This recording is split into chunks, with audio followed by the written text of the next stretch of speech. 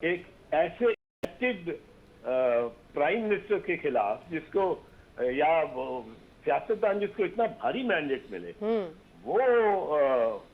वो खुद एक मुजरिम है, खुद एक जुर्म कर रहा है। इत्ज़ाज़ साहब, सर ये जो धांधली ज़दा नताइज आए हैं इसके ऊपर तमाम जमातें जो है उनमें बेचैनी है। तहरीक इंसाफ सफ़े अव्वल में है, JUI भी है, जमात इस्लामी है, TLP है, बलूचिस्तान में भी ये इशू बन रहा है जमहूरी वतन पार्टी का, JDA है। तो आपको अब इस इलेक्शन के नताइज के कंक्लूड होते साथ ही कोई बड़ी तहरीक आपको रोड्स के ऊपर नज़र आ रही है नताइज के खिलाफ? ये जो कॉल दी है PTI ने सारे मुल्क गिर एक मुजाहरा करने की, मुजाहरे मुल्क गिर, इसमें जान पड़ जाएगी मैं समझता हूँ। और लोगों को तो अब तो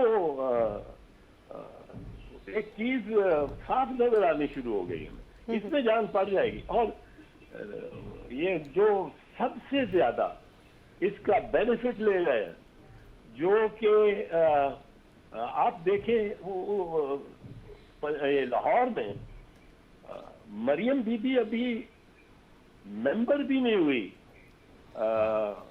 असेंबली की। जी जी, उसने हल्फ नहीं लिया हुआ। बिल्कुल। She is only A member elect. उसको ब्रीफिंग दे रहे हैं सेक्रेटरी, IG और सेक्रेटरीज और होम सेक्रेटरी और दूसरे सेक्रेटरी। ये तो कानून और आइन की खिलाफ वर्जी कर रहे हैं, आइन शिकनी कर रहे हैं। She has no right to know the workings of the government, inner workings of the government. ये तो प्रोटोकॉल वैसे मेरा ख्याल है उनको भी मिलना शुरू हो गया था। मेरा एक सवाल है सर, इत्ज़ाज़ हसन साहब, पीपल्स पार्टी की कंफ्यूजन समझ में नहीं आ रही। यानी वो एक तरफ कहते हैं कि हम गवर्नमेंट में शामिल हैं, दूसरी तरफ कहते हैं हम ओहदे नहीं लेंगे। फिर उसके बाद बिलावल साहब एक कर रहे हैं प्रेस कॉन्फ्रेंस, जरदारी साहब दूसरा स्टांस ले रहे हैं। ये कंफ्यूजन है, क्रिएट होगी, कैसे खत्म होगी ये?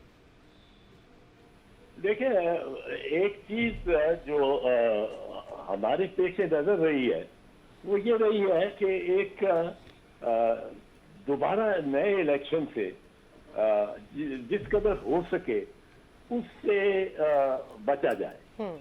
और उससे बचने का ये तरीका है कि हम उस तरफ ना जाएं कि जिस तरफ असेंबली डिसॉल्व हो जाए। असेंबली डिसॉल्व होती है अगर कोई भी पार्टी हुकूमत नहीं बना सकती। अब ये अगर जाहिर होता है कि कोई एक पार्टी बना सकती है हुकूमत, जिस तरह क्लेम कर रही है PTI कह रही है कि हमारे तो 170 या 180 सीटें गौर खान ने कहा है वो है। अगर वो साबित कर सकते हैं ये इतनी सीटें और ये, तो फिर असेंबली इस तरह बच सकती है कि उनकी हुकूमत बने। सही। और पीपल्स पार्टी ने तो ये जवाब ही ये दिया अपने इस अमल का कि हम हुकूमत में नहीं आएंगे जी। हम लेकिन जो हुकूमत नून लीग बनाना चाहती है हम उसको गिरने नहीं देंगे, पर उसमें शामिल नहीं होंगे। ठीक है। हम गिरने सिर्फ इसलिए नहीं देंगे कि एक इलेक्शन नया 50-60 अरब क्या है, टेंशन है वो बढ़ जाती है सब।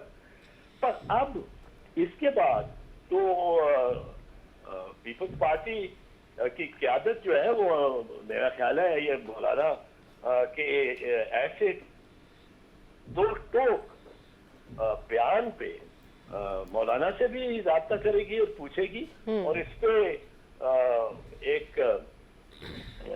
नजरसानी भी करनी तो पड़ेगी। अब वो ठीक है, नजरसानी की जाती है कि नहीं, पर एक निगाह दोबारा तो डालनी पड़ेगी इस मामले में। बिल्कुल कि सही। ये किस तरह हो सकता है कि इतना क्लियर वाज़े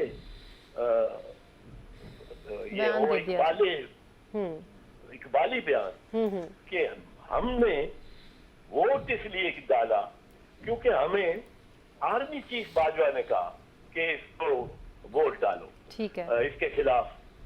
तो अब ये तो बड़ी विंडिकेशन है इमरान खान की। बिल्कुल सही। और ये मौलाना ने कहा है तो मैं उसको तस्लीम करता हूँ। मैं ये तो नहीं कह रहा हूँ कि मौलाना झूठ बोल रहा होगा, ठीक है, अपने इकबाली बयान में भी।